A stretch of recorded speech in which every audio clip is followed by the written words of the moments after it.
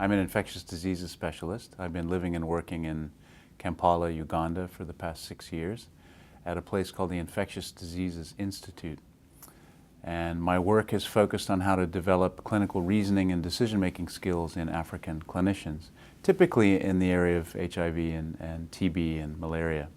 Don't let me fool you, I don't have years of Ebola experience, although we've had a number of outbreaks of Ebola and Marburg in Uganda in the past years. My first small experience was with a Marburg outbreak a few years before. But I was hearing of a tragedy unfolding in West Africa. In July, made contact with Doctors Without Borders and with the World Health Organization and with an old friend and colleague, Shevin Jacob, who had been on the ground. And a week later, I got a call from Shevin. He was in Kenema, Sierra Leone, and suddenly my abstract ideas about going to help, I did think that my training fit the needs, suddenly came to coalescence, and within a week I was on the ground in Sierra Leone. I joined a small group of technical experts providing assistance to a group of national staff at the Kenema General Hospital. Now, Kenema had a Lassa fever infrastructure. People had been studying Lassa fever and other hemorrhagic fever for years. It became a natural place to care for the first Ebola patients who showed up at Kenema. It wasn't a typical ETU in that Doctors Without Borders knows how to do this well. They can drop an ETU in the middle of an open field in a sense, and it's self-contained and has everything you need. And Kenema had to evolve in a national government infrastructure in real time to real needs. As the virus crossed the border from Guinea, remember it crossed over initially from Gekadu. It really disregarded international borders, and it really began to flex and it began to roar. And it first roared in Kayahoun and in Kenema. So in those early months, after the first cases at the end of May, in June and July, the virus slowly began to roar. Always with an eye towards the capital in Freetown to the west, but it began really around Kenema and Kayahoun. And so the ETU there shifted in real time from week to week in dealing with these unexpected volume of cases. I joined John Shefflin from Tulane, who had worked on Lassa fever for years. I joined Susan McClellan, also from Tulane, and my friend and colleague, Shevin Jacob. And we were the technical team providing assistance at the Ebola treatment unit there. Now, it was difficult. We had, at any one time, 70 or 80 or 90 patients on a given day, some of those in the suspect ward, some of them in the confirmed ward. But our small team of 4 or 5 clinicians struggled, as did a group of national healthcare workers, Sierra Leonean nurses and hygienists and laboratory technicians who, in general, were understandably anxious. They had seen many of their colleagues and family members and friends die within those walls.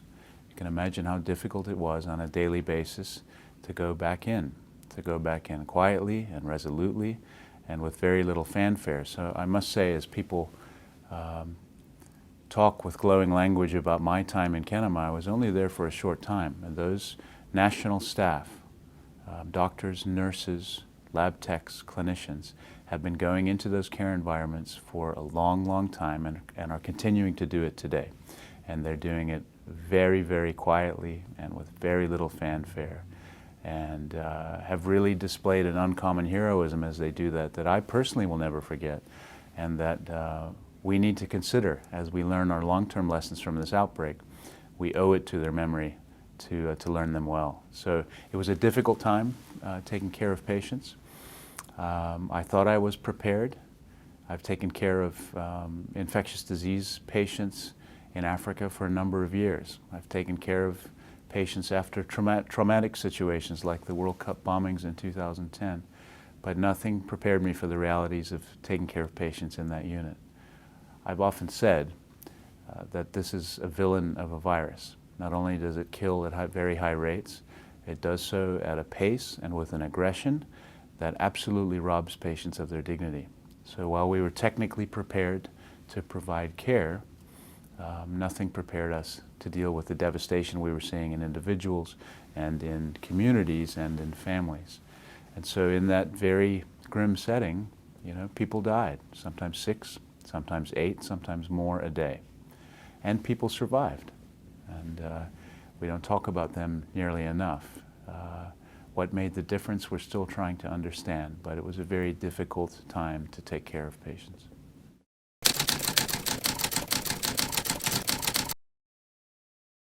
I suppose there's an element of that risk that you consider before you decide to go. I will say that there are many people who have considered that risk and have gone in the past, presently, and will do in the future. So, of course, you have to carefully consider that risk, and of course, as you move into the isolation wards behind the curtain, in a sense, especially the first few times you do it in personal protective equipment, it's difficult, and it's a shift from how we typically practice medicine.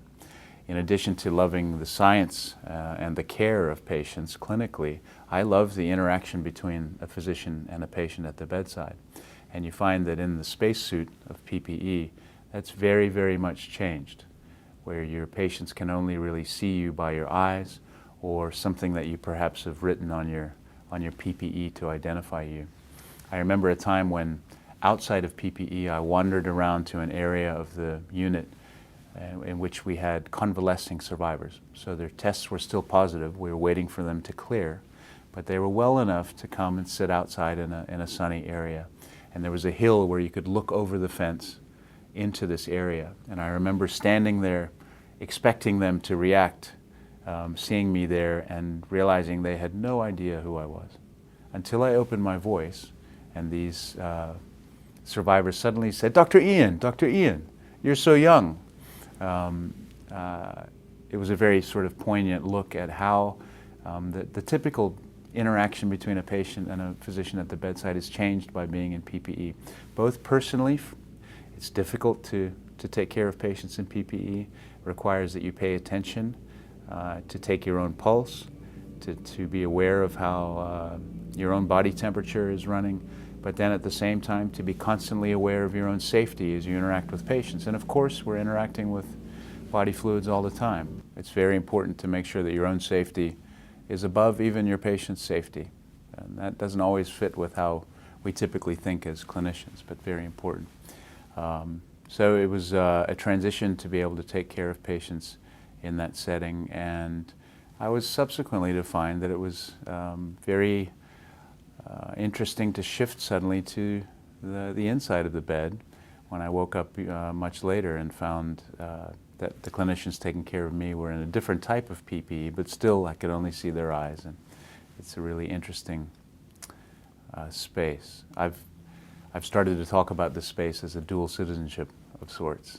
I was born in Zimbabwe. I'm a naturalized U.S. citizen, but I don't mean a political citizenship. I mean one that holds in tension these dual roles that I have, these bilingual roles as an Ebola doctor and Ebola patient. And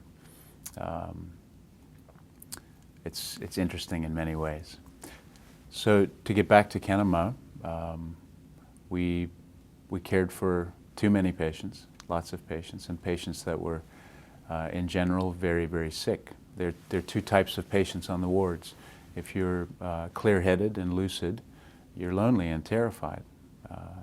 And as was often the case, if you were developing what we started to call a vacant encephalopathy, so confusion and delirium with bloodshot eyes, patients got sicker and sicker. That was often a predictor of their death to come down the road. So it was very difficult to care for very sick patients. I will say, though, we've spent a lot of time talking in the past year about magic bullets that might help us better deal with this virus. And for those of us who spent some time on the ground, I think there's a common soapbox among us in which we're really convinced, given that a very important driver of the disease that we see in patients is the very early gastrointestinal losses that we see. So severe diarrhea and vomiting. That sets patients up to develop severe dehydration. And that severe dehydration is a very proximal upstream driver of a lot of downstream organ dysfunction and mortality. Now, preventing and treating severe dehydration is not rocket science, right? We know how to do that. To patients who can drink, you give them lots of oral rehydration solution. And to most patients, especially the sick patients, you give them aggressive intravenous volume repletion with appropriate fluids. That's definitely not rocket science. We've known how to do that for years, right? In patients who have electrolyte abnormalities, which are very common. For example, most patients have a profound total body depletion of potassium. We know how to give potassium. We just need to be able to check it and to be able to give it. These aspects of clinical care are not rocket science. They're not complicated. In one sense, they're simple, but they're not easy. They are going to require someone being at the bedside, paying attention in real time to changing physiology. This is a fundamental principle of critical care. And in order to do that, that requires bedside presence, probably not of infectious disease doctors or even critical care doctors. I mean well-trained nurses who are able to be at the bedside for long periods of time. That's difficult in PPE.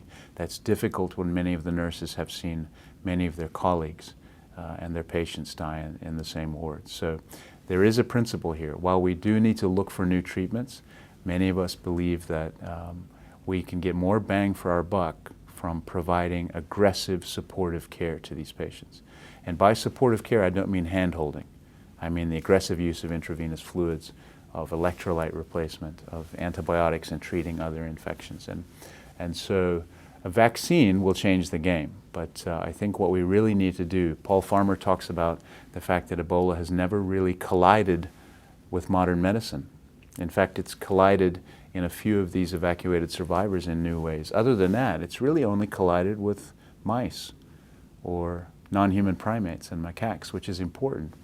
But that collision needs to occur on a more regular basis. And it needs to occur by figuring out how we can train local African staff, nurses, healthcare workers, to be able to be at the bedside in these settings for longer periods of time. That means not just an international response. We have to think about developing local African available talent.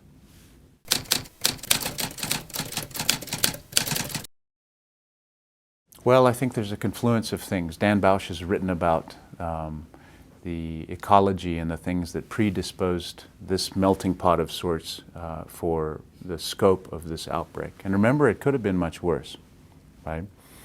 Sierra Leone, for example, is a country of 6 million. This virus was almost unleashed in a country of 170 million in Nigeria. There were many, many rubber plantation workers who went back to India and China and Southeast Asia. So in many ways, we've dodged a bullet in that regard. This doesn't minimize the scope of the suffering that this outbreak has shown us. But certainly there was a confluence of factors, years of civil war, very, very poor public health capacity after those years, porous borders, the confluence of people with ecological niches in which these animals are found. So there are many factors that produced this propensity for this to happen. But it will happen again.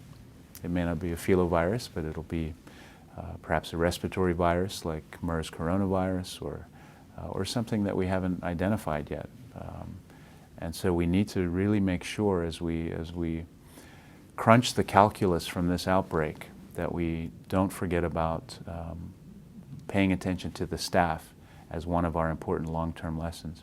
You know, we get shocked, I think, sometimes by the statistics, and they can be overwhelming and somewhat abstract. For example, 500 healthcare workers have died in West Africa during this outbreak. Let me put some flesh and bone on one of those. I am one of those, but let me tell you about a dear woman, a dear friend of mine. Her name is Nancy Yoko. It's important that you actually hear her name, Nancy Yoko. She was our head nurse, and as the lead clinician at the unit, I came to depend upon her for much of our daily work and the way that the unit ran. She was a very kind woman. She was a tough woman. And she was the glue that kept together a group of understandably anxious national healthcare workers at that hospital. And she was a remarkable woman. She was exhausted. And as September turned, she came to us with fever, and we admitted her to our suspect unit, and then transferred her to the confirmed unit when her PCR was positive, and then cared for her as she deteriorated, and then mourned for her with our whole community as she died. So we don't talk enough about this uncommon heroism that was displayed and is being displayed today over this time. But she was one of many healthcare workers who have been doing this for months and months, and have been doing this with no fanfare, and have been doing this very resolutely. And one of the reasons that it's important to me that we crunch that calculus well is that we owe it to their memory to not get caught flat-footed again.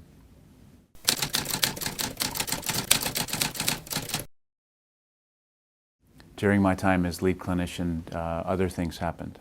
You may have heard about a young British nurse named Will Pooley. Will was a young nurse who had been providing voluntary palliative care in Freetown. When he heard about the epidemic, instead of fleeing, as so many were, he took his single backpack and walked directly into the center of it in Kenema. And when I arrived there, he was doing yeoman's work, keeping that group of nurses together as well. And on my first day as the lead clinician, he came to me with sore throat and with fever, and we drew his blood. And later that night, I was called out of the wards, and eventually, in full personal protective equipment, found him in his room and delivered to him his diagnosis. Now, both of us had seen the natural history of this infection play out many, many times, so we didn't need many words.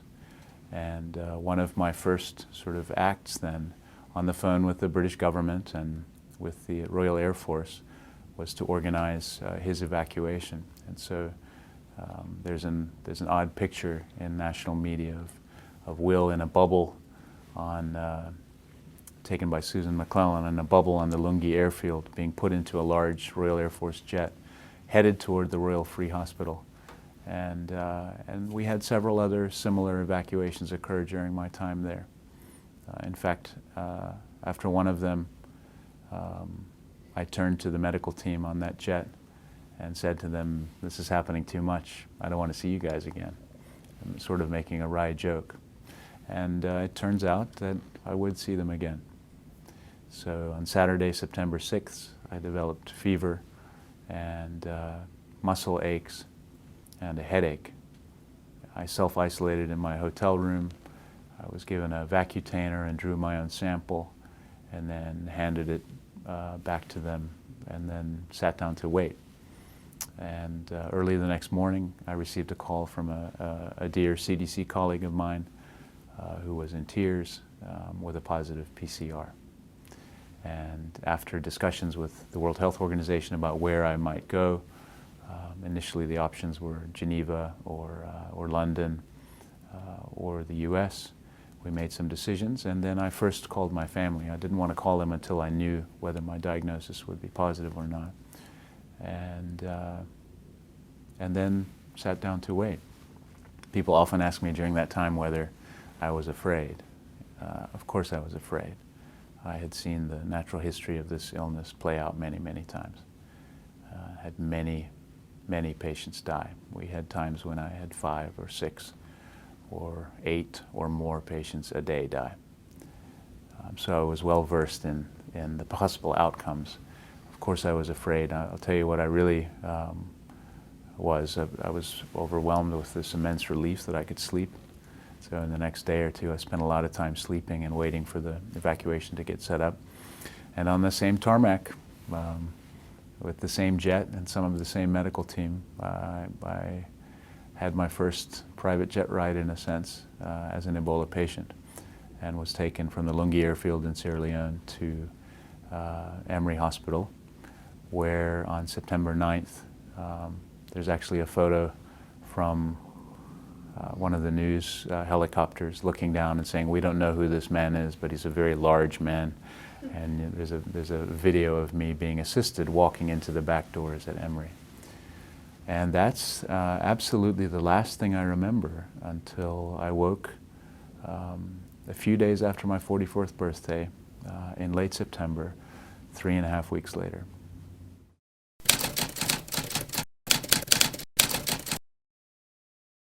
Obviously, it was very difficult for them to hear. I had been talking with them occasionally about what was happening in Kenema, so they knew it was a very difficult place, but everything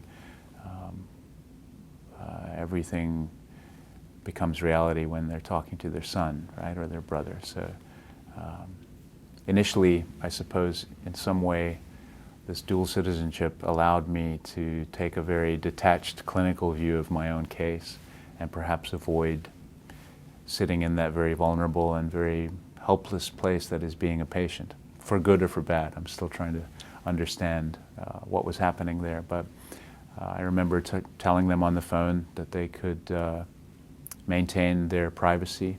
I had seen a lot of press frenzy around the first 2 patients that were transferred or medevaced, and I really wanted to make sure that they were able to be private and go through what they're about to go through with me, with their privacy intact, and I knew that the Emory doctors would respect that.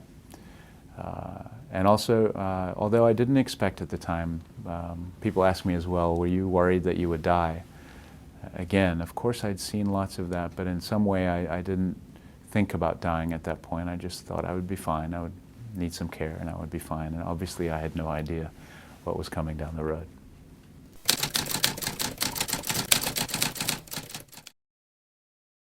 This is all secondhand. I was unconscious for most of this time. I know this from my doctors and my family and a very sobering read of my medical chart. When I first arrived at Emory, I was fairly well, at least. I was clear-headed. I was able to have conversations with CDC epidemiologists and my clinicians, but quickly in that first week that changed. I became delirious and confused. In one sense, the same sort of vacant encephalopathy that I was seeing in my patients in Kenema settled in my head. We don't do lumbar punctures because of the risk, but almost certainly Ebola was invading the brain. I developed very profound gastrointestinal symptoms. There were days where I had 8 to 10 liters of diarrhea a day, almost like cholera.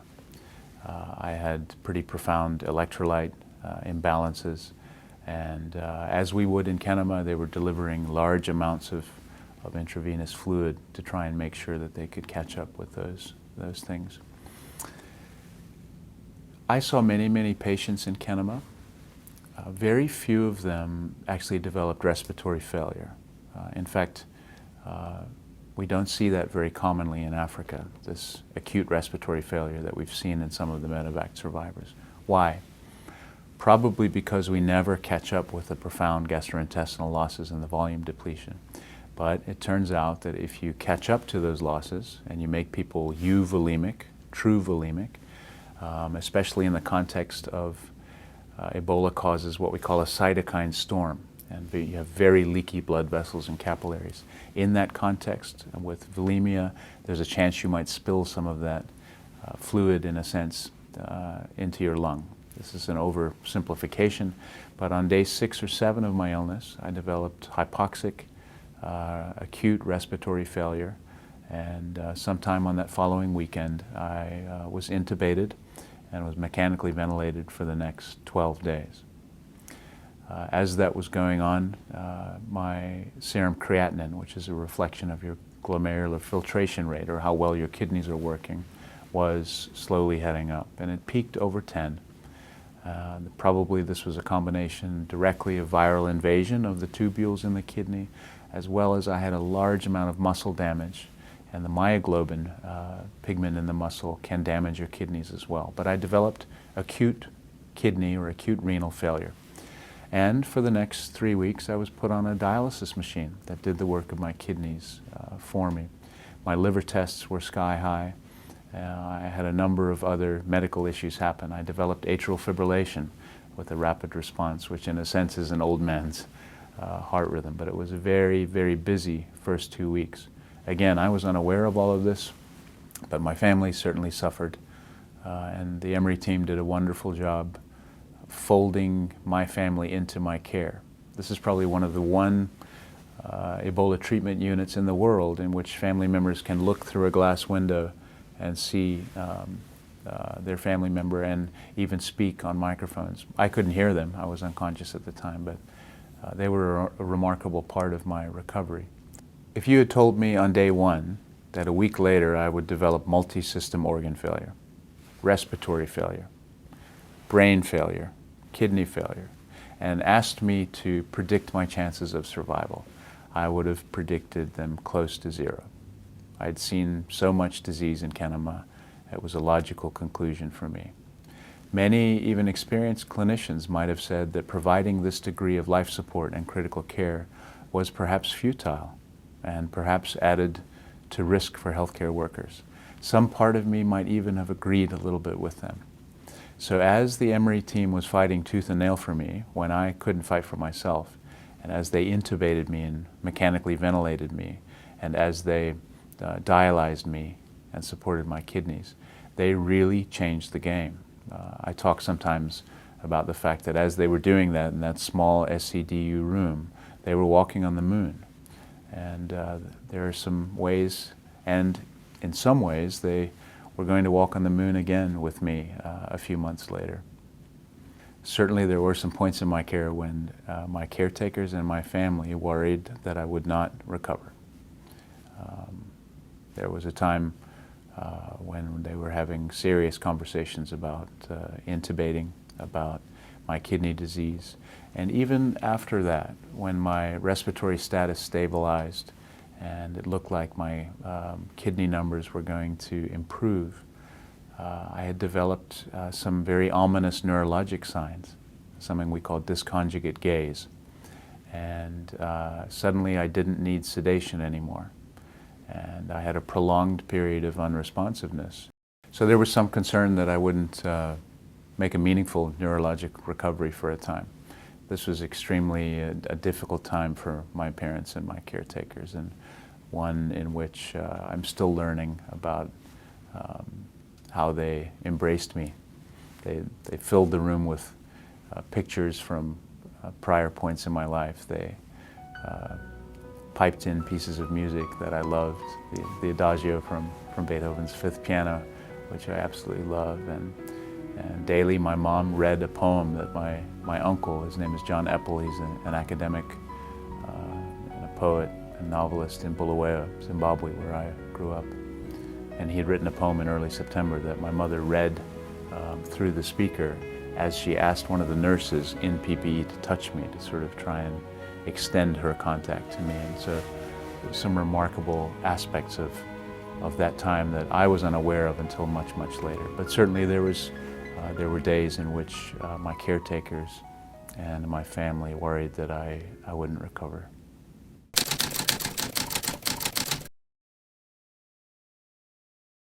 So I did receive two experimental therapies. Emory had asked for emergency FDA indication for two therapies. I received the lipid-encapsulated RNA interfering molecule from Tecmira, TKM, and then in an odd full circle way, remember Will Pooley, the nurse that I had evacuated. He emerged from the Royal Free Hospital in London. He was given an emergency passport. Remember, they burn your things in Africa when you get Ebola.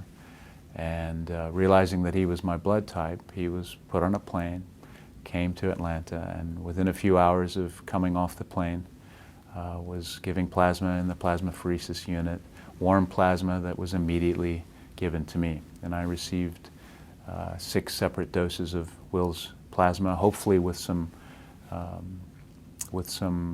IgG antibodies that might affect the course of my disease. That's impossible to say unless we have really, really good randomized controlled trials. But it was amazing that just a month later, a healthy Will Pooley, or a getting healthy Will Pooley, was at my side at a time when I was completely unaware of it and very close to death. At that point, people asked me, well, what made the difference? How is it that you survived when probably you should have died? Even if you go back and look at some Kenema data that came from May and June in Kenema, one of my colleagues, John Shefflin, and a number of clinicians there, including authors who had died by the time this paper was published, have written about that early Kenema experience and looked at the outcomes that made a difference. And one of the things that clearly mattered was age. I was right on the border of being in the older age in which mortality was much higher. Another thing that clearly mattered was the amount of virus that you had. And my viral load, the amount of virus was in some ways many times higher than any of the other medevac survivors. I had a degree of organ dysfunction, this multi-system organ failure that was a very ominous predictor of death. And so that in some ways the deck was stacked against me in that regard. Very recently I've become aware that you know, we wonder about how much your genetic background might contribute to mortality. And in a very interesting study done after the Gulu outbreak in 2000 and 2001, they took 77 survivors and looked at, it's called an HLA-B locus. It's a very important gene for immune function and many other things, actually, to put it simply. But they looked at this locus in 77 of these survivors and looked to see if any of the particular types of genes or the allele made a difference. And they actually found 2 that were really associated with non-fatal cases and 2 that were associated with fatal. And it turns out that one of my HLA-B genes is the one that was most strongly associated with survival. So perhaps in one way a gift from my mother and my father contributed to my own survival in this case, because everything else seemed to be stacked against me. I will say though that people ask me often, how do you feel about the fact that you were medevaced? And many of my patients and some of my colleagues and a few of my friends did not have that same access. Now, do I think every patient in West Africa should have been medevaced? Absolutely not. But I do think we need to think about how to bring some of the weight of modern medicine to bear and collide with Ebola, as Paul Farmer says, on the ground in West Africa. On one hand, I'm sure that I would have been dead in a week had I not been medevaced. And so I'm extremely grateful to the World Health Organization and to the State Department, and especially to my Emory clinicians. Yeah? I received a very expert mercy in a way. And many of my patients and some of my colleagues and some of my friends did not have access to some part of that mercy as well. So in one sense I'm very grateful, and in the other sense I'm haunted by the fact that I was afforded something that they perhaps weren't.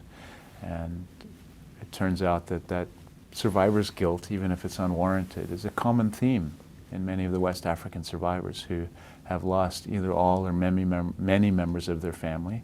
They've lost colleagues, and sometimes it's a difficult thing, amidst the joy of survival, to sense all of that loss and wonder why you ended up different. So this is holding these 2 things in tension will be something that I'm just beginning to learn about, and I think we'll be learning about for years. But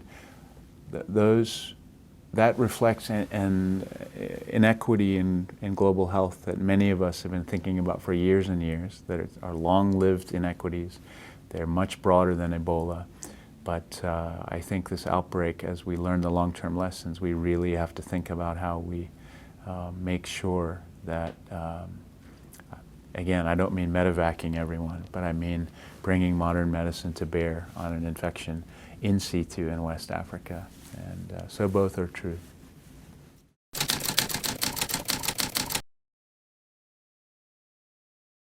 Eventually, and this was true in Kenema as well, if you keep people alive long enough, their own immune systems will begin to work. And you begin to make some IgM and some IgG antibodies, and you begin to make T cells that recognize Ebola. And that was true of me. I developed very vigorous adaptive immune responses, and eventually I cleared the virus. And I had virus everywhere. I had virus on my skin, I had virus in my endotracheal tube in the lungs, I had virus in my stool, and of course had virus in my blood, had virus in my urine. But eventually all of those cleared, and I was able to move to another room out of the isolation unit, and my caretakers and family were able to touch me for the first time just with a glove and not with a spacesuit.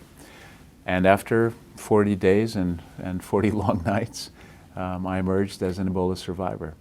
And this was remarkable. As I look back, I'm realizing how remarkable it was. At the time, I didn't have any sense of the gravitas of what I had been through and what my caretakers had done for me. I quickly learned over the next month. So as I emerged, I was 30 pounds lighter. My hair had fallen out. I was struggling with a very difficult proximal muscle weakness and with my balance, and was learning to walk again in many senses.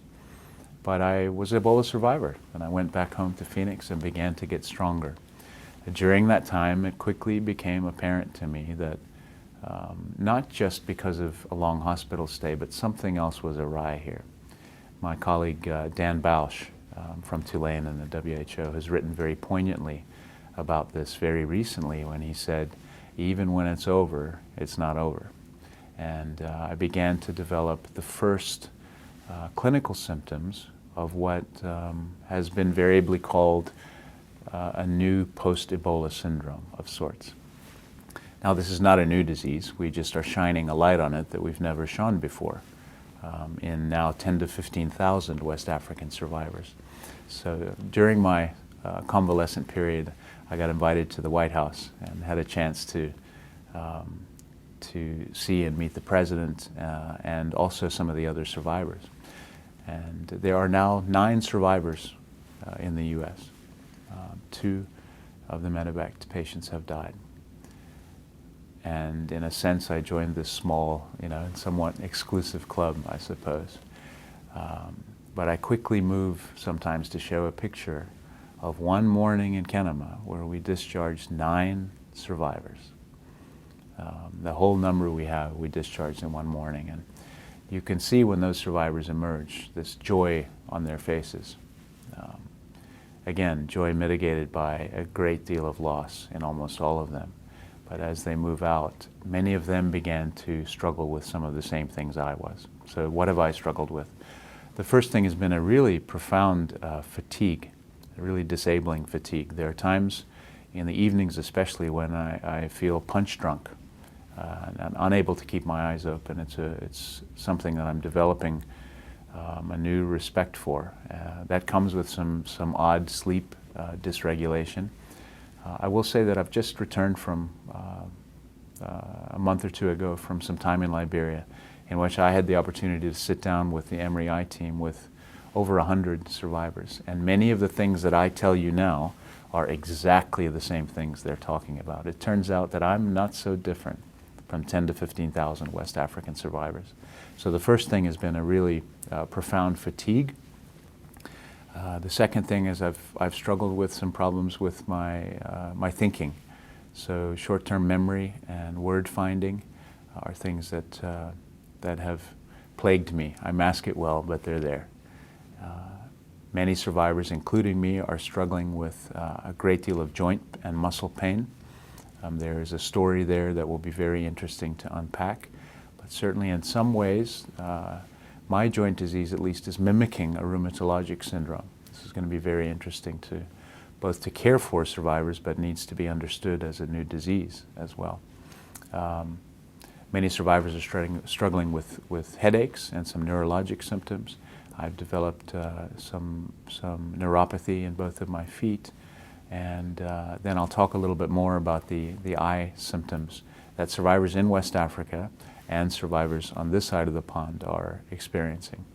In addition to that, I've lost most of the hearing in my left ear and now have a very annoying high-pitched tinnitus that I think will be with me for the rest of my life. I lost a lot of weight, but I've gained it back very quickly on steroids and some other things. But clearly there's something that's not emerging as a new disease, but we're looking at it for the first time in such detail in all these survivors.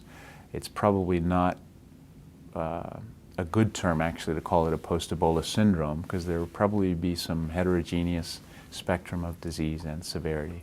But certainly patients are struggling. It's not over when it's over.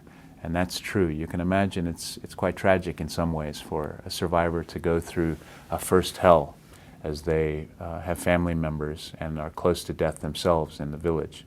And then an even lonelier hell inside an ETU in West Africa. And then to emerge remarkably from that and to slowly realize that, my goodness, my life has changed.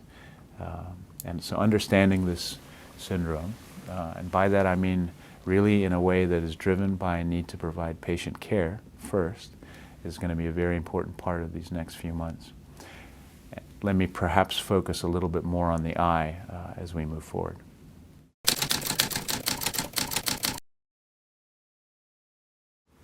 I was dealing with a lot of things, just trying to get stronger and learning to walk again, and sort of reconnecting to life.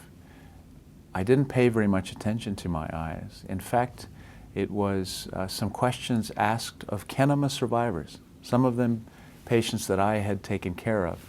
They were asked, what are you struggling with, after Ebola? And one of the surprising things was that 40% of them complained of problems with their eyes. That actually caused me, seeing that emerge from Kenema survivors, to start paying attention to my own eyes. And I realized that I was developing a little bit of burning in both eyes, some light sensitivity in both eyes, and then also I was struggling to see with my near vision. Instead of looking at my phone here, I had to hold it out here. That prompted my first meeting with Dr. Stephen Ye. He is an infectious uveitis specialist at the Emory Eye Center, and my infectious disease doctor, Jay Varkey, connected me to him. And in November, I went for a baseline eye exam. When I went, I was having very minimal symptoms, if any, and I met Steve, and it turns out that my eyes were seeing well. That's my visual acuity. I was at 20/15 in both eyes. The pressure in my eyes was good.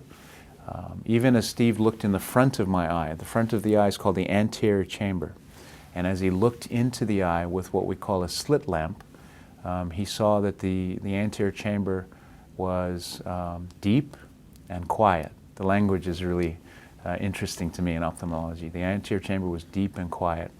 But as he looked through my dilated eyes into the back of my eye to the retina, he noticed some small hyperpigmented scars in both eyes. And in fact, it reminded him a little bit of some of the characteristics we see in patients who have West Nile virus infection of the back of the eye. But it looked like those were scars only. There wasn't too much inflammation. And at the time, we made a decision to watch this very carefully. And after that visit, I went home for a very poignant Thanksgiving visit. You can imagine that at my sickest, it was very difficult for my family. And my mom had long looked towards the Thanksgiving holiday as something to anchor our family, if we can just get to this point. These are times when I was on a ventilator and close to death. And so you can imagine how wonderful it was for all of us, and there's lots of family and lots of kids, to be together for a very, very poignant Thanksgiving. And then in early December, I developed left eye pain and nausea and a headache, and I noticed that the street lights at night had these bizarre halos around them. And I actually thought I'd made my first diagnosis of acute angle closure glaucoma. Late that night in the ophthalmology clinic, I saw Steve again with one of his residents, Jessica Shantha, and as he looked into my eye, he realized that the pressure in the eye was very, very high. Now, if you rub your eye, it should feel like a hard-boiled egg, and that's because there's an intraocular pressure, somewhere between 10 and 20 millimeters of mercury, and my pressure was in the mid-40s. So the first things we did was to take some oral medicine and some drops to try and get that pressure down. But why was the pressure up? It wasn't acute angle closure glaucoma. As Steve looked, the angle was completely open through which the fluid in the eye is drained. And it became apparent over the next few days that I had what we call uveitis. The uvea is the inner and middle layers of the eye. To put it simply, I had inflammation of the uvea probably a better term would be I had ocular inflammation. And this made us scratch our heads. There was a little bit of signal in the mid-90s after a Kikwit outbreak that a few Ebola patients, after surviving Ebola and after clearing the virus, developed a mild eye disease, but called a uveitis as well. And that disease responded within a few weeks to topical agents only, and it was mild. It soon became apparent that my eye was a different animal. And over the next few days, the pain and the redness got worse. The examination as he looked into the eye with the slit lamp was getting worse. And we began to worry that maybe there's something else going on. I had been through 6 weeks of a hospital stay. Almost assuredly that made me a little bit immunocompromised.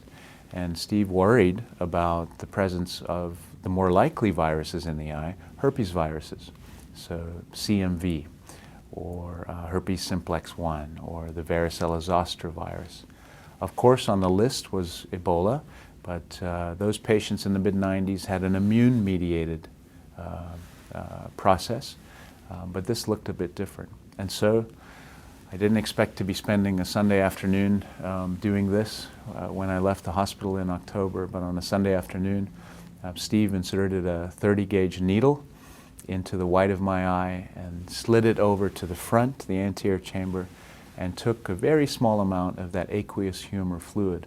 I remember at the time turning to the team, our team in the room, and saying to them, listen, this is not going to be Ebola, but just in case it is, remember what it feels like to be right in the middle of a paradigm shift.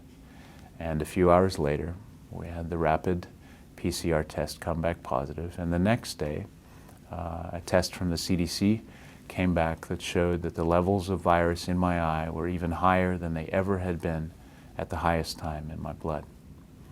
And you can imagine this was quite a surprise. Though we prepared for this, we didn't expect Ebola to be present in the eye, and suddenly realizing after thinking that I was long done with this, that the virus had been squatting in a sense in my eye without paying rent for months was a very sort of personal affront. And that began a long and difficult next few weeks.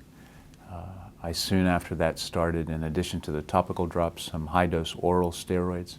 This was in an attempt to tamp down the inflammation that Steve was seeing in the eye. And, but soon after that, my visual acuity, which is how we talk about the accuracy, how the eye is seeing, started to get worse. So I went from 2015 to 2050 to 2080 to 2200, which is legally blind in the eye, to 21,000 to 22,000. And then I fell off the charts. And so by the end of the year, 3 weeks later, I could not see 2 fingers, 1 foot in front of my eye. All I could see, if you moved your hand enough, a faint sensation of light. And we call that hand motions only. So once this was unleashed in my eye, it had a very aggressive pace. There are some parallels with the acute infection as well, I suppose. Part of that was 2 very interesting things.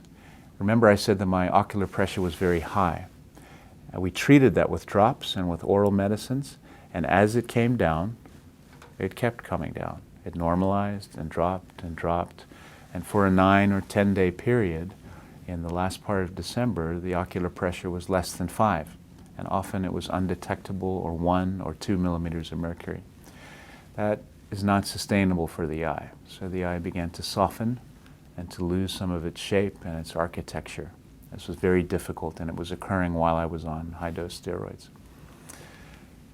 And then another strange thing happened. I woke up one day and realized that my typically blue eyes, the left eye was bright green. We call that heterochromia. We don't have time to go into the specifics, but this was a very unusual and somewhat bizarre finding in the eye.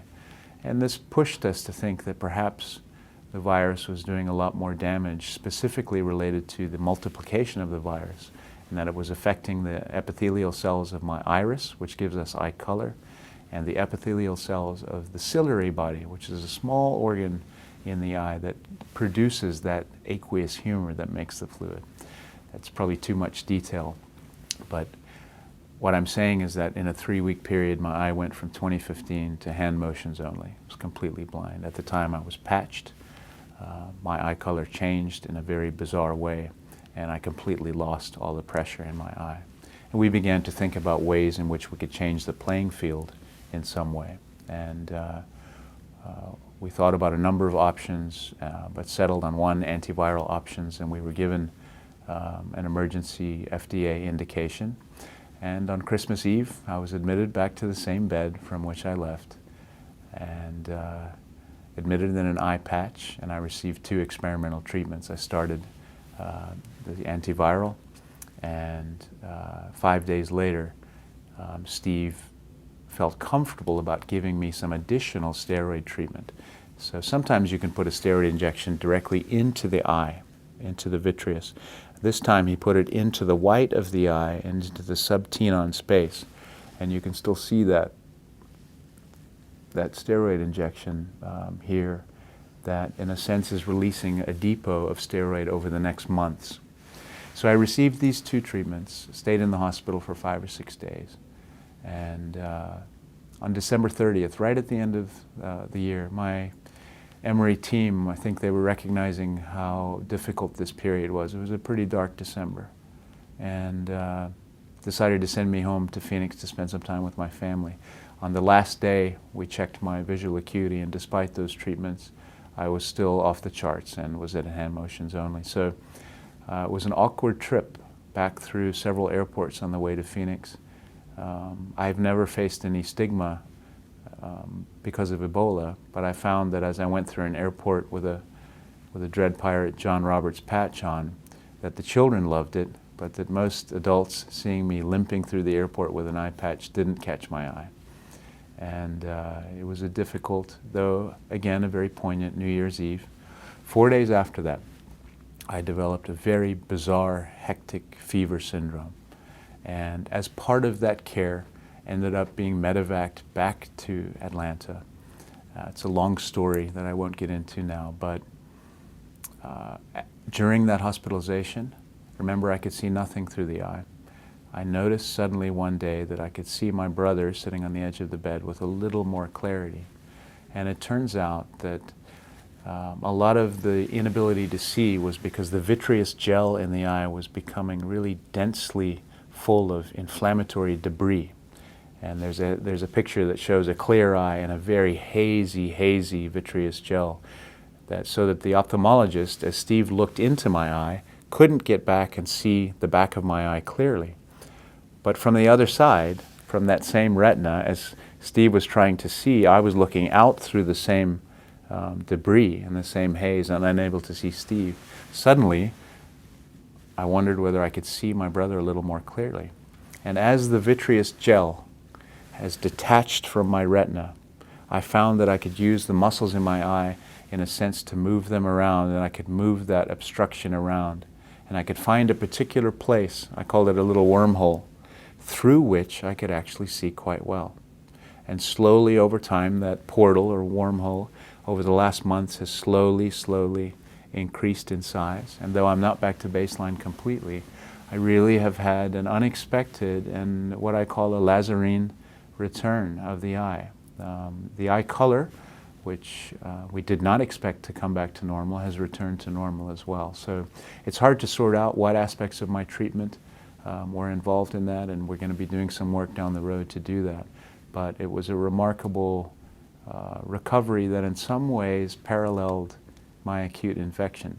I have had my vision tested and haven't had any difficulty with color vision, primarily probably because my retina was somewhat spared in this process. Now, I have those hyperpigmented scars in both eyes, so part of the reason I wanted experimental treatment is that I'm worried about my other eye as well. But despite having those scars, my retina is actually working quite well. I just couldn't see through that very dense haze in the media, in the vitreous gel. So I haven't had any difficulty with color vision or with other aspects of the vision that you might think about. My eye is not back to normal, but we're hoping that it will get there. I'm one of 10 to 15,000 Ebola survivors. Are we seeing some of the same things in West Africa? A month and a half ago, John Fankhauser, who's one of the heroes of this outbreak. In fact, he was related to patients number 1 and number 2 at his hospital. He was seeing Ebola survivors, and he's been thinking about survivors' care for a long time. He was seeing survivors come in with eye disease, or eye symptoms at least. And so 6 weeks ago, Steve Ye and I and Jessica Shantha and Brent Hayek took a small, nimble Emory eye team, and we looked at over 100 patients who were having eye disease. Let's put it simply, there are survivors after Ebola, even when it's supposed to be over, who are developing the same inflammatory eye disease. It's going to be a spectrum of disease. Some will be mild, but at least in some patients it will be severe and sight-threatening. Now, will all these patients have virus in their eye? Probably not. In some ways, the severity of my acute illness makes me an outlier. I don't think that will be a common finding, but at this point we don't know. There are monkeys, non-human primates, who have been studied for years with Ebola. And if you keep the monkeys alive a little bit longer with a research intervention, some of these experimental treatments, you find that they die later. And when they die later, they have what we call a delayed death phenotype. And you can find virus in different parts of their bodies that typically don't reveal virus. And one of those is the eye. In some ways, I might be quite like one of these delayed death macaques, in which we're seeing something quite unusual related to the severity of my acute illness, and typically we wouldn't have seen because a patient wouldn't have survived. But the eye is just one aspect of this spectrum of sequelae that we're seeing after Ebola in patients. Again, not a new disease, but this is really a first look at some of these complications. It's going to be very important to pay attention to other aspects as well. Initially, really to provide evaluation and care, and also to provide some training to the local African talent who are caring for these survivors, and then also to, very importantly, understand this disease as we're seeing it in a new way in such scope. So we need to think about what's going on in the joints of these survivors and how we might best provide treatment and care. We need to think about what's going on in the brains of these survivors. As I struggle with word finding and short-term memory and sometimes emotional scars coming out of that experience, you can imagine that the West African survivors will struggle a great deal more with some of these things. We need to think about how best to evaluate them and how to treat them. And there will be other things that come onto this list. So I think a really important part as we think about our long-term lessons from this outbreak is to make sure that we don't forget about this emerging problem in survivors. You know, and even before we talk about long-term lessons, I would say that this is not over. Dan Bausch has said again and again, you do not put out 99% of a fire. And the recent experience in Liberia, which remarkably now is down to 0 cases.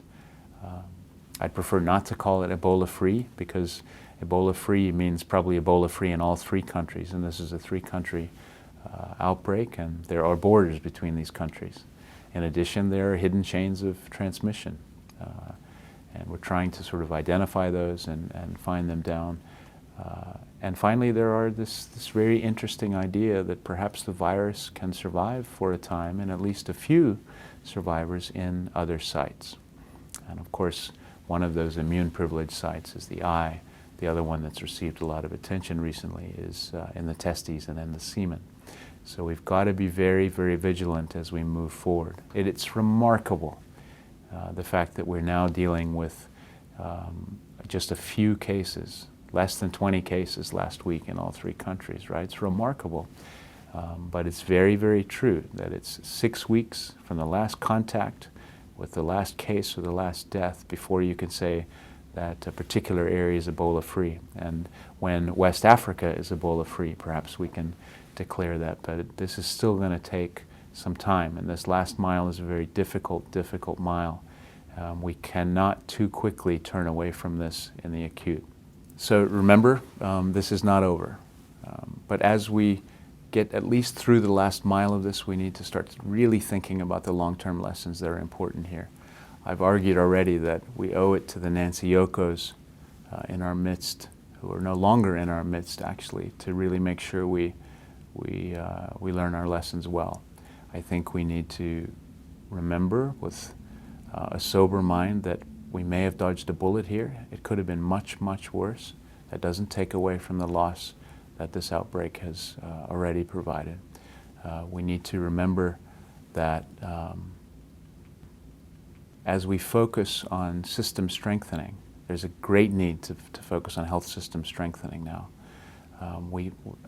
Paul Farmer talks about the need to focus on systems and space and stuff and then staff. As we do that, we often talk about space and stuff. But if we don't focus on the long-term slog of how to develop and train a group of local, African, well-trained, available, willing staff, we will be here again. And so we owe it to the memories of these healthcare workers and to many others to make sure we learn the long-term lesson well. And one of those long-term lessons is we got to think about how we enable a group of African local talent to be available for the next one. Finally, there's been a lot of talk recently about making sure that we pay attention to a big picture. Because we could do this quite easily with a 2 or 3 year Band-Aid. But there is a chance here. In a sense, the world's never looked at West Africa with this microscope before, and it may never look again. There is a chance here to do this in a much broader, more strategic fashion. It's often talked about like the Marshall Plan that was so important for reconstruction in post-World War II Europe. There is a chance to do something that resembles a Marshall Plan here that will have very long-term important implications, not just for health systems, but for economies, for civil societies, and for politics down the road, and for security down the road. And that security is a global security, and that economy is a global economy. You don't have to be a good Samaritan to recognize the importance of paying attention to these types of outbreaks and preventing them. You just need to be a good businessman. You can be pragmatic about it. And I think it's really important, as we do all of that, that we really focus on the staff moving forward.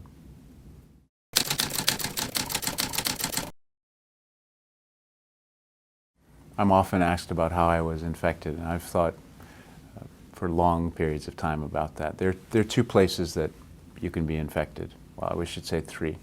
One is inside PPE, one is outside PPE, and then in the important transition period where you don or you doff, take your PPE off. Inside PPE, I never had any very high risk exposures, although in that unit and given the number of patients we had, we were coming in contact with a lot of blood and a lot of diarrhea and a lot of vomitus, but there weren't any significant high risk exposures that I can remember. There were no breaches in protocol as we doffed that I can point to. And outside of PPE, really for the whole time that I was in Sierra Leone, I never touched another human being. There's a no-touch policy. I find it quite odd as a person who wants to shake hands and wants to embrace. We never touch another human being. You just put your hand on your heart and you greet people that way. There was one time when I put a hand on the shoulder of a well nurse, just on her scrubs to comfort her for the loss of one of our other nurses, but really have no idea how I was infected with the virus. And that's actually been true of many of the healthcare worker infections. We're learning about that and studying that in great detail now. It'll be important to identify potential ways we can prevent or reduce this as it goes down the road. But the healthcare workers are remarkable heroes, the African healthcare workers particularly. They've been, despite all of that risk, and that risk was not abstract to them. It was their colleagues, it was their patients, it was their families. They continue to go into those spaces very bravely and very heroically I find. And that's something that we have lots of conversations about Ebola. But long before Ebola entered our national vernacular, these national staff were going into these care environments and doing it very humbly and very quietly, and I find that quite remarkable.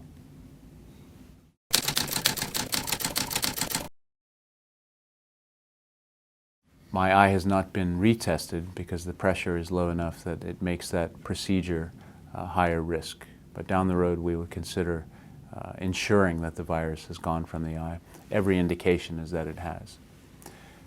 You should ask yourself, the eye is an immune privileged site, and immune privilege is a very interesting immunological playing field in a sense. Not only is the eye geographically segregated by the blood-retinal barrier from my immune system, but the eye in itself is a locally immunosuppressed place through a number of very interesting mechanisms. So the eye has not been retested, but that probably made the eye a place that if the virus can get in, it's able to slowly and quietly replicate without setting off any alarm bells. So we need to really think about these immune privileged or sanctuary sites as we move forward in seeing survivors. So the eye is one that's received obviously a lot of attention. Recently, a case in Liberia has provoked some more attention to the possibility that another immune privileged organ, the testes, and semen persistence could be contributing to some transmission. We've known through only a few number of cases, but we've known for years that the virus can survive in semen out to 82 days by culture, and it can survive out to 101 days by PCR. Just a few cases, but to be honest, we haven't really known of the gravitas or the implications of that finding. Prior to a recent case, we haven't had any evidence that that's been involved in sexual transmission, and we haven't had much evidence that it's been involved with clinical pathology as it was in my eye. That recent case is changing that, and this outbreak is changing that as well. So you need to stay tuned for important information that will be coming out about the semen as a potential longer-term sanctuary site in survivors. We should at least consider other immune-privileged sites. I don't think necessarily we'll be finding virus in these sites, but it may mean that these sites can contribute to some of the pathogenesis of the post-Ebola complaints. What do I mean by that? Many patients are having joint disease. I, for example, am struggling with my sacroiliac joints of my back. Cartilage is, in one sense, an immune-privileged site. So while I don't think that the joint will have active and replicating virus, it may be that the clearance of virus, so that there's dead virus around, nucleic acids, or antigen for some period of time. So we have to think about those organs. And the joints and the cartilage is a very interesting one. I have not yet had joint swelling enough to enable anyone taking fluid and looking. But it's certainly something that we should be thinking about down the road. I think an important message around the eye is, first of all, my tears and the outside of my eye, the conjunctiva, were completely negative. And that's with very, very, very high levels inside the eye. So my tears and the conjunctiva, this white area, was swabbed, and that's completely negative. There is not a risk of transmission of virus from survivors, even with this eye disease, from casual contact. It's very important that we frame the finding of virus in my eye in this context, because this cannot add to the stigma that many of the survivors are struggling with on the ground in West Africa. This finding has important public health implications. Eye care providers should absolutely avoid instrumentation of the eye or inserting needles into the eye under all circumstances. If it's absolutely required, that needs to be done in a very, very, very careful manner, thinking about the finding and its implications. And it obviously has implications for the type of eye disease that we see in survivors. For now, we should avoid doing cataract procedures, for example, for an unknown duration of time. Hopefully we'll be able to learn more about the disease and the incidence of not just the disease, but the presence of virus in the disease, in order to define when it will be safe to do those procedures. But anyone doing eye care should avoid doing any instrumentation of the eyes related to that finding.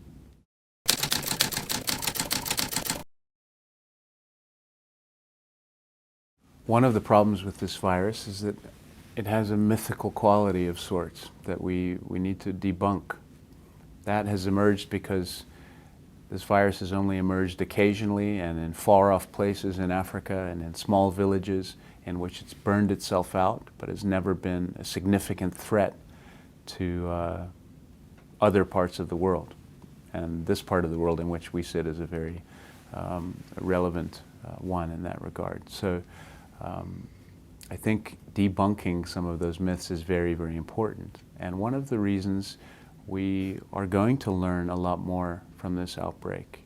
In one sense, the press played a very important role in increasing the amount of attention that was being paid to West Africa as patient number 1 and patient number 2 were medevacuated. But also, there can be a negative role too, where conversations become about things that have no scientific basis. And it's really important that people become more familiar with this virus, and so it loses some of its myth. And for example, the idea that someone who doesn't have symptoms could transmit Ebola is it's not just an idea. There's real science there. And so once people go through quarantine periods, they need to be able to return to their work and return to the space in which they work in terms of their relationships with colleagues and their relationships with family and friends. And so some of those myths are understandable. This is a terrifying disease. We're quick often to look for villains, but this virus is the villain, the only villain that we need here. And so it's understandable that people would have a lot of fear, particularly in West Africa, where if Ebola came into your village, it meant that half your village and many of your family might die. So it's understandable, but many of those myths sort of are related to some misinformation that I think can, perhaps not easily, but can be addressed. And we need to make sure on this side of the pond that we really address it with the average American.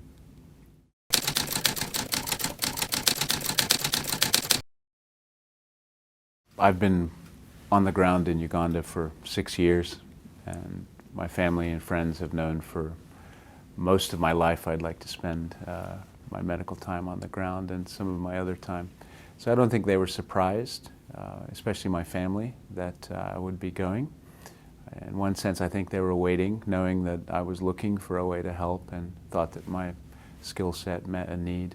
So they weren't surprised. Of course, it created some anxiety and things that we talked through as a family. And these are important. These are part of any provider's decision to go and take care of patients there. There's an assumed risk there, and we need to keep understanding what that risk is and how to prepare for that risk. But there are many, many people who have assumed that risk, knowing that their skill sets meet an immense and sometimes a tragic need, and have gone and done that. And many who have been doing it much longer than I was in Kenema, and will be doing it for much longer than after I left Kenema. So I had some reactions from friends who asked me why I would do that and put myself in that position. And I suppose if we all felt the same, then no one would go and take care of patients. So there are a number of people who have been doing this long before I went and long after I went. Many, many thousands of people who are assuming that risk. We can do it and we can learn about it. We can do it more safely as we move forward, but there will always be a need for people to step into these care environments because of tragedies that unfold in settings like these. And people often ask me, surely you wouldn't go do it again? And that's a very difficult question to answer. I would never script this as an outcome. But I can't tell you what a privilege it felt to be on the ground in that particular place and in that particular time with that particular group of people. Those national staff and a few of my international colleagues. It was remarkable to be part of a very grim and tragic drama, but was remarkable to be part of that for a short while. And I always consider the opportunity to be on the ground that the World Health Organization gave me something that will be a watershed moment in my life long before I get sick.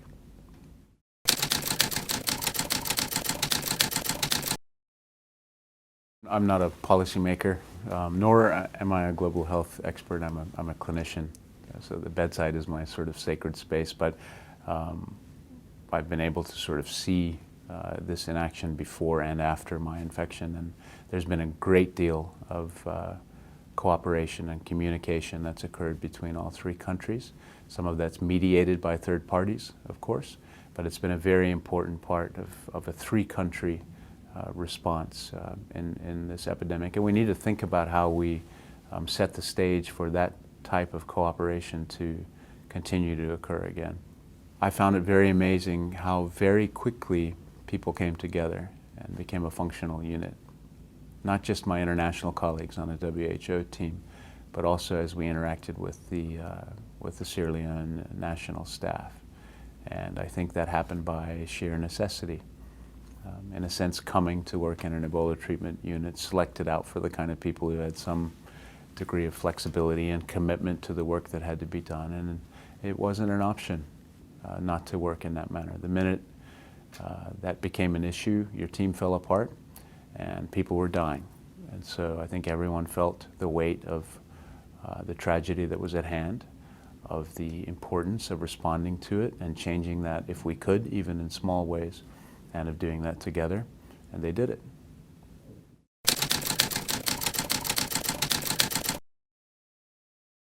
I think we're learning more and more that this global community is a small neighborhood.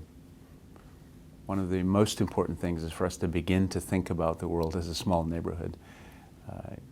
In a few hours, somebody who's incubating an infectious disease but asymptomatic can be on the ground in New York City, for example. That possibility has changed in the past 20 to 30 years.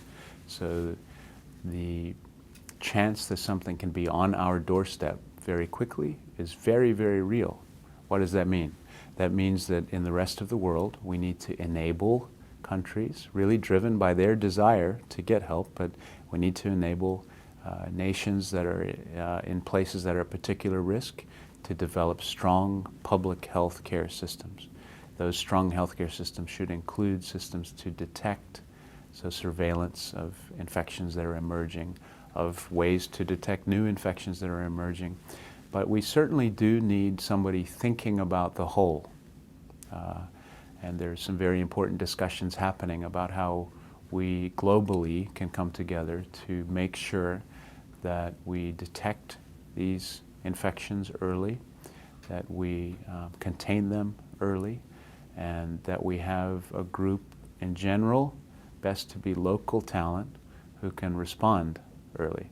So there have been people thinking about those things for many years. This outbreak, an important unintended consequence has been that we really are thinking about them with an urgency now that will be very important to what takes shape down the road.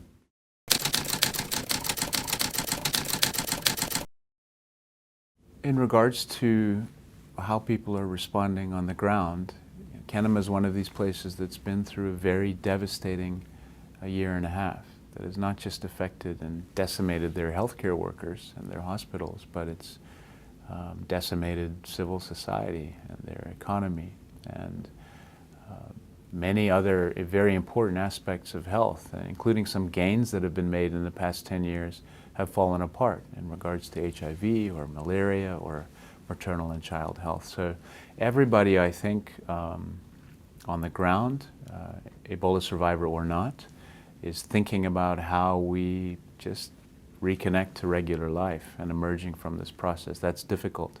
In some ways, many people are shell-shocked, wondering how they're going to do that, and they're going to need some help. Not just physical help, but some long-term help with how to think through what happened and think through their losses. And in general, I think there's going to be an immense relief and an immense joy and an immense excitement. Again, not making or mitigating or reducing the weight of all of those losses, but there will be a remarkable joy that explodes when finally Sierra Leone and Guinea and Liberia are Ebola-free and this is finally over. The things that some of these survivors have been through and the people that are connected to them are unimaginable. Unimaginable. A good friend of mine, Dauda Fulla, is one of my patients. There's a picture that I have of Dauda holding his survivor certificate, and he's beaming. He's very happy to emerge from that very dark place. But he's beaming, also absorbing a great deal of loss. His father, who was a laboratory technician at Kenema, died. And then his stepmother died. And then his grandmother died. And then his 2-year-old sister died. And then another sibling died. So as Dauda Fulla emerges from an Ebola treatment unit, he's emerging in a sense as the new man in his family who takes care of the remaining members of his family, having lost half his family. What a difficult space to come into. So there is certainly a new norm in these survivors and in those who are connected to them, and helping them reinsert themselves into what will be a different life. My life has changed, their lives have changed, will be very important for the people who can be on the ground. Dauda has just finished or is on his way to finishing his own training as a laboratory technician, which is apropos given the fact that his father was one of the healthcare workers who died in Kenema.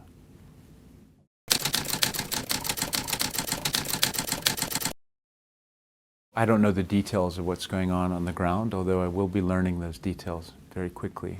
But I know there are survivors networks that are being set up in Liberia and in Guinea and in Sierra Leone, including a very mature group of survivors in Kenema. So addressing their physical needs and their emotional and psychological and financial and work-related needs is a huge need, but people are thinking about that and addressing that. There is a World Health Association extended survivors network that we hope will link many of the survivors in all 3 countries, and will also link the opportunity to evaluate them, to provide the kind of care that they need, and to understand the disease that they're having.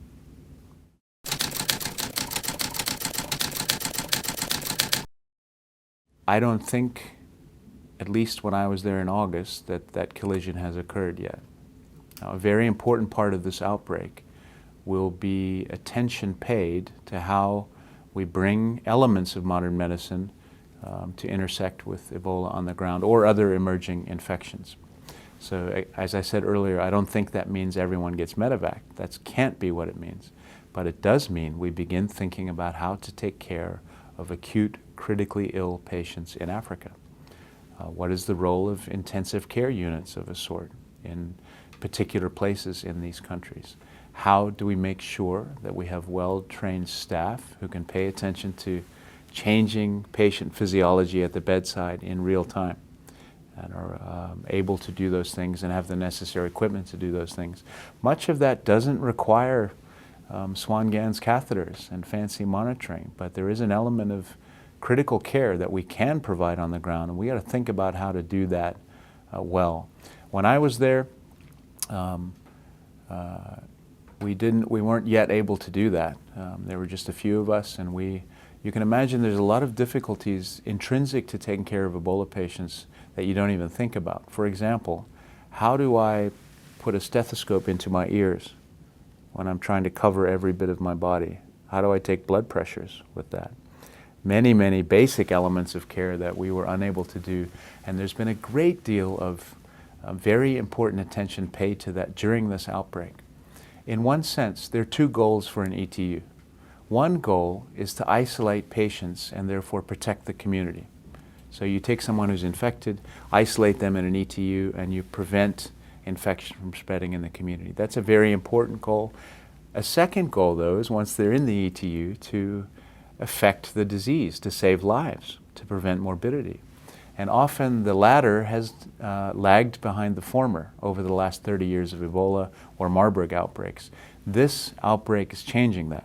So paying attention to what we can do safely and what we can do more effectively in an African ETU setting has become something that's on people's agendas, which even as a start is quite remarkable. And things have been changing greatly even over the months that I've been in the US since I got sick. So there are people thinking about delivering critical care on the ground in ETUs and taking steps towards that and doing it. So again, you'd never script this outbreak, never, but it's going to change the game. So it's important as we do that the long-term things we need to learn, we're learning well and beginning to move towards this infection colliding not just with some mice and some non-human primates. That's very, very important that they do, and not just with a few Ian Croziers, but with a lot of Nancy Yokos on the ground.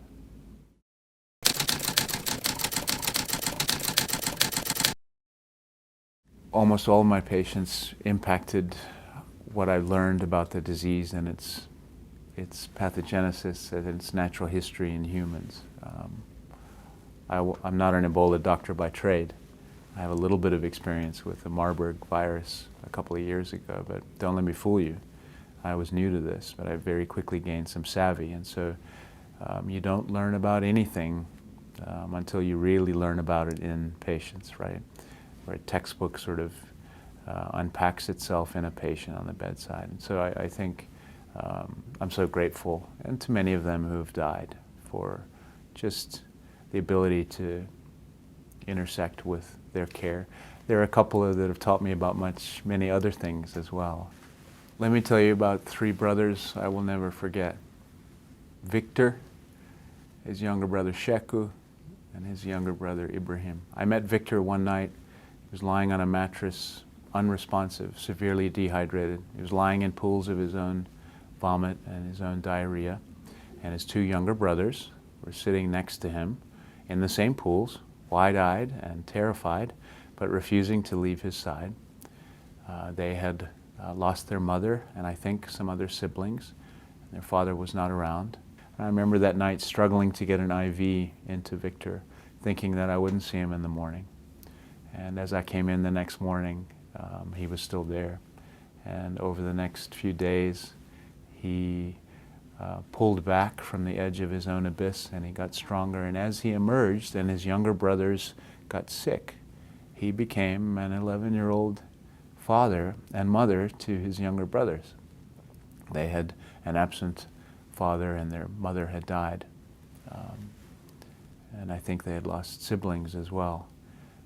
One of the saddest things when I was forced to leave Kenema was that I didn't have a chance to wrap my arms around these boys outside of PPE.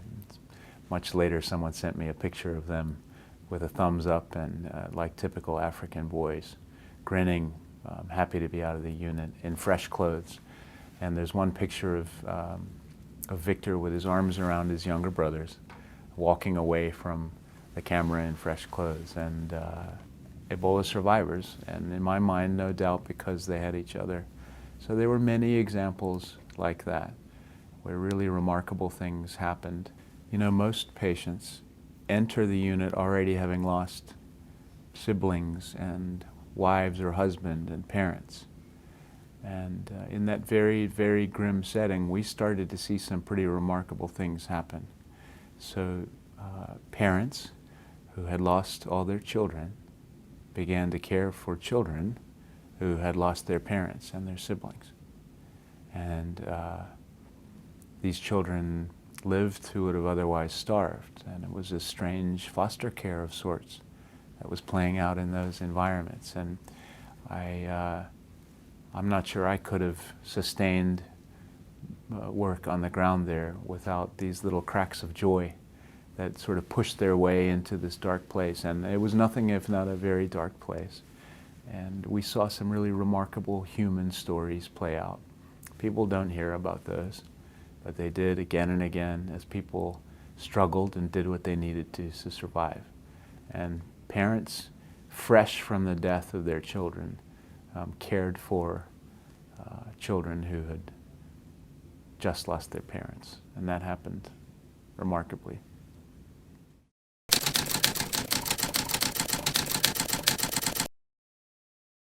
Unlike much of the world, I speak really only one language, and I don't even speak that language well. So I'm not sure whether my word-finding difficulty would translate into other languages. It's a very interesting idea. I will say that when I first woke up in the unit and was struggling to put the dots together in a fog after 3 weeks of unconsciousness, I really struggled with, we call it an expressive aphasia, and struggled with my balance eventually too. And there's some evidence on an MRI done months and months later that I really had a severe hemorrhagic encephalitis that has left me with hemorrhagic strokes in a sense. And I really have a new respect for this idea of the neuroplasticity of the brain. When I trained, we thought that once you had a dense stroke, your brain couldn't rewire itself. And that's changed a great deal in the past 10 years, in which we now think that the brain is a very plastic organ, even into your 80s. And have a new and an intimate and a remarkable sort of appreciation for that, because there certainly has been a lot of compensation and rewiring, given what I see on my MRI, that my brain has done. Although there are times when I'm anxious or when I develop a fever that those sort of compensatory mechanisms fall apart.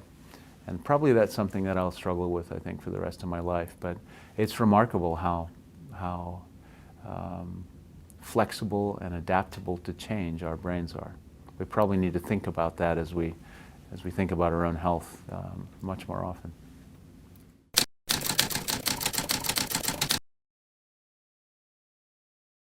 I suppose immediately I'll say being glad to be alive. I really was afforded an expert mercy in so many ways from so many people.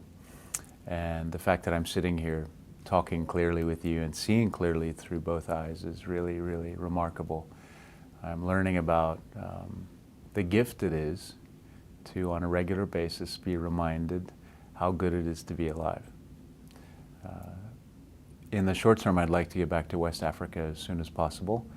I obviously have an important and a poignant connection to many of the survivors there. I know that already from a recent experience in Liberia, and I'd like to be engaged in helping make sure that their care and evaluation and understanding this disease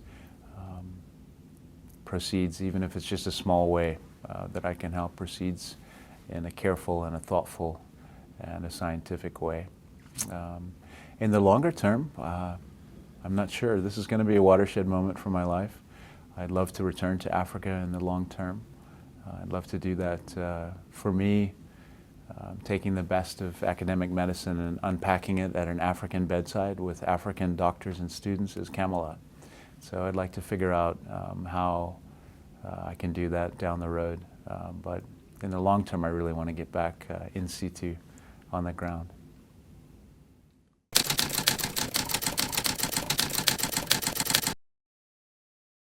We have a moral obligation to the memory of more than 500 healthcare workers and over 11,000 West Africans who have died during this outbreak, to make sure that we consider the long-term lessons we need to relearn or learn for the first time as we emerge.